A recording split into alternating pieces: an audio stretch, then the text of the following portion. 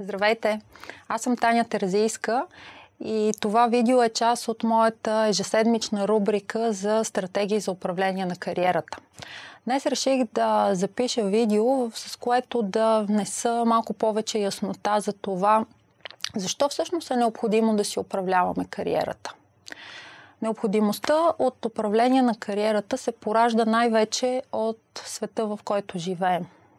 Всички сме забелязали, че светът днес е изключително динамичен. Случват се непрекъснати и много резки промени.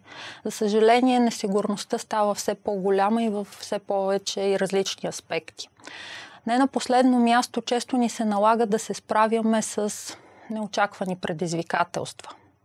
И защото днес знаете, че така прекалено екзотично, то е трудно някой да го повярва, че избирайки си една професия или едно работно място, ние ще работим до приключване на нашия професионален живот. Това днес знаете, че няма как да се случи и за да сме готови да правиме промени и непрекъснато да бъдем заети в различна форма, дали в определена компания или ще работим за себе си, ние имаме нуждата да управляваме нашата кариера. Какво всъщност представлява управлението на кариерата?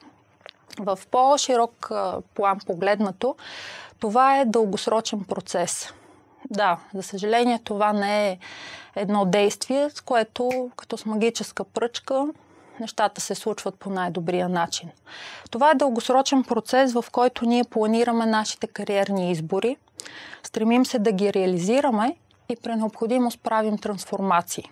Що се отнася до по-тесният аспект на това понятие, това всъщност е нашата лична отговорност.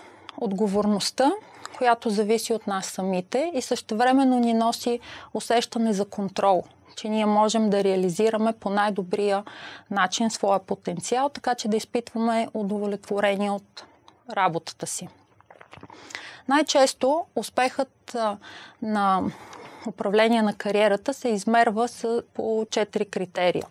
Единият е усещане за лична реализация. Или това всъщност е усещането за удовлетвореност, че сме реализирали най-добрия си потенциал по най-добрият начин.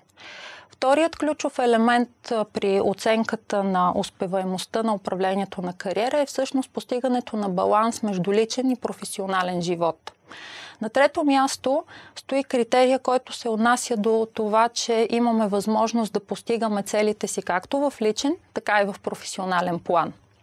И на последно място, но не по важност, е всъщност възможността да усещаме финансова сигурност. Затова днес е толкова важно да умеем да управляваме кариерата си. Това е всъщност възможността да бъдем гъвкави и да отговаряме на неочаквани предизвикателства. Благодаря ви!